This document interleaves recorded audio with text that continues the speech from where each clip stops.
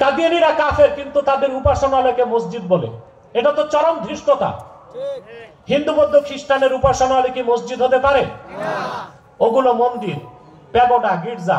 কাদিয়ানীরা তো তাদের চেয়ে বড় কাফের, অতএব তাদের উপাসনালয় মসজিদ হতে পারে না। এটা হচ্ছে একটা শয়তানি আস্তানা। আমাদের মুসলমানদের বিরুদ্ধে যা খুশি তা তারা করবে, আর তাদের অমুসলিম ঘোষণার দাবি করলে কাদিয়ানীদের দালাল একদল বুদ্ধিজীবী মাঠে নামে এবং বলে তাদেরকে অমুসলিম ঘোষণা করার দরকার কি। তারপরে বলে আরেকজন তো বলছে সংসদে কাদিয়ানীদেরকে অমুসলিম ঘোষণা করা যাবে কিনা এটা আইনি বিষয়। আমরা মানুষের তৈরি করা আইনের তোয়াক্কা করি না। ইসলামের আইনে তারা কাফের। আরেক বুদ্ধিজীবী, এটারে আমি ভালো ভাবতাম, এখন দেখি যে না, এটাও কুত্তা প্রকৃতির বুদ্ধিজীবী। এটা বলছে কি জানেন? সে বলছে মুসলমানদের মধ্যে তো কত ভাগ আছে, বুঝাইতে চাইছে মুসলমানের মধ্যে তো কত ফেরকা আছে, মতভেদ আছে, কেউ শিয়া কেউ সুন্নি। আরে ভাই, শিয়াদের মধ্যে যারা আহলুত তাশাইয়্যু কোবরা, বড় শিয়া, কোরআনের সব আয়াত বিশ্বাস করে না, ওই শিয়াদেরকেও আমরা কাফের বলি। সকল মুসলমান কাফের বলে।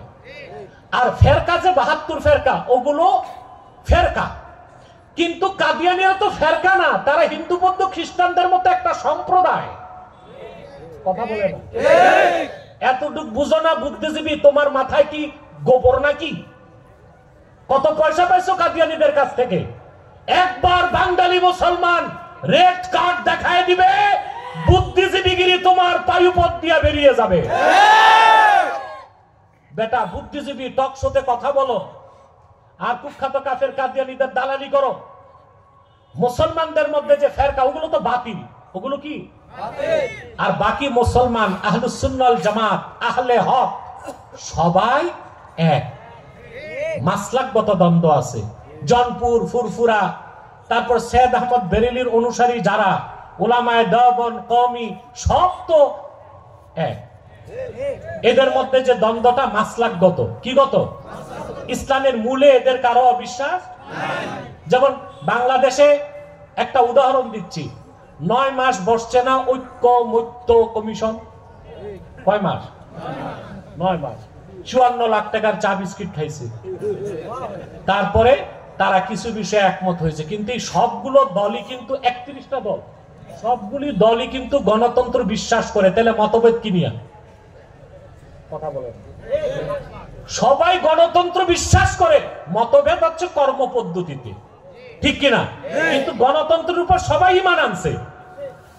অতএব আমাদের যে মাসলাকগত দ্বন্দ্ব মুসলমানের মধ্যে, এটা ইসলামের মূলে আমরা সবাই বিশ্বাসী। এই জন্য এই দ্বন্দ্বটা তেমন কোন দ্বন্দ্ব না। কিন্তু কাদিয়ানীরা হচ্ছে ইহুদি খ্রিস্টানদের মতো একটা স্বতন্ত্র অমুসলিম সম্প্রদায়, তারা ইসলামের মূলকেই বিশ্বাস করে না। বুদ্ধিজীবীর বিভ্রান্তির জবাব পাইছেন? আমি সাবধান করে দিছি, বুদ্ধিজীবী কোনদিন আমার হাতের নাগালে আসলে ও টাক মাথা ফাটাই দিব আমি, ইনশাআল্লাহ। বলছি না, আগে ছিল বামপন্থী বুদ্ধিজীবী, এখন হচ্ছে ডানপন্থী বুদ্ধিজীবী। প্রিয় ভাইরা, শয়তান কাদিয়ানীরা অমুসলিম, তাদের অমুসলিম ঘোষণার দাবিতে যদি জান ও মাল দেবার ডাক আসে, কারা কারা প্রস্তুত আছেন? হাত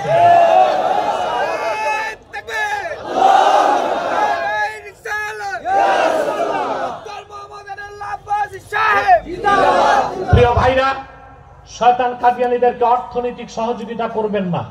করেন? জি করেন। জি জি।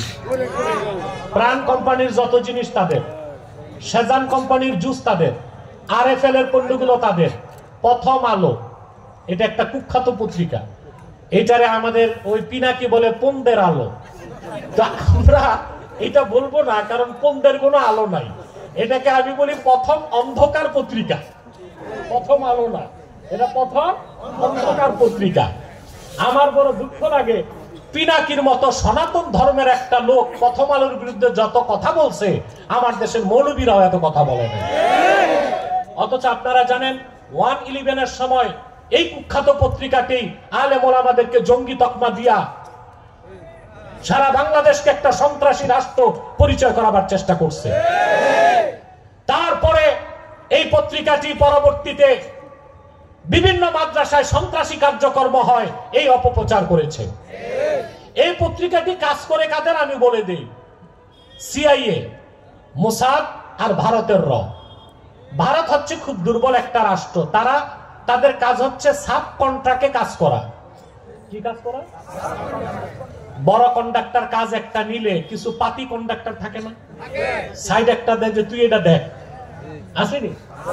তো সিআইএ আর মোসাদ, ইহুদি আর খ্রিস্টানরা সাবকন্টিনেন্টে তাদের পারপাস গুলো সার্ভ করার জন্য সাব কন্ট্রাক্ট দেয় ভারতকে, কারণ তারা হিন্দু বেশি, অমুসলিম অধ্যুষিত, মুসলমানের চরম শত্রু, বাংলাদেশের শত্রু। রয়ের টাকায় মোসাদ আর সিআইএর এজেন্ডা গুলো বাস্তবায়ন করার দায়িত্ব নিয়েছে প্রথম আলো নামের কুখ্যাত প্রথম অন্ধকার পত্রিকা। এটা বাংলাদেশে 14 মাস 15 মাস হয়ে গেছে আপনারা দেশ স্বাধীন করছেন, কিন্তু এখন পর্যন্ত আপনারা আন্দোলন করে শেখ মুজিবের বাড়ি ভেঙে দিতে পারছেন, কিন্তু প্রথম আলো পত্রিকা বন্ধ করতে পারেন নাই। এটা ব্যর্থতা আপনাদের। বাংলাদেশে প্রথম আলো, ডেইলি স্টার নিষিদ্ধ করতে হবে। এরা ইসলাম ও মুসলমানের চরম শত্রু, বাংলাদেশের স্বাধীনতার পর চরম শত্রু। এরা এখন আবার এজেন্ডা নিছে পার্বত্য চট্টগ্রামে কিভাবে খ্রিস্টানদের পক্ষে কাজ করা যায়। সেনাবাহিনীর বিরুদ্ধে লিখতেছে, সেনাবাহিনী নির্যাতন করছে, খ্রিস্টানদের অপমান করা হচ্ছে, বিভিন্ন কাহিনী তৈরি করে, ন্যারেটিভ তৈরি করে দেশের বিরুদ্ধে। সবচেয়ে বড় কথা, এটা কুখ্যাত কাদিয়ানীদের পত্রিকা, আর এটার সাথে আছে ডেইলি স্টার। এগুলো আমরা ধরবো না, কিনবো না, বেচবো না। রাজি আছেন? আরেকটা মুসলিম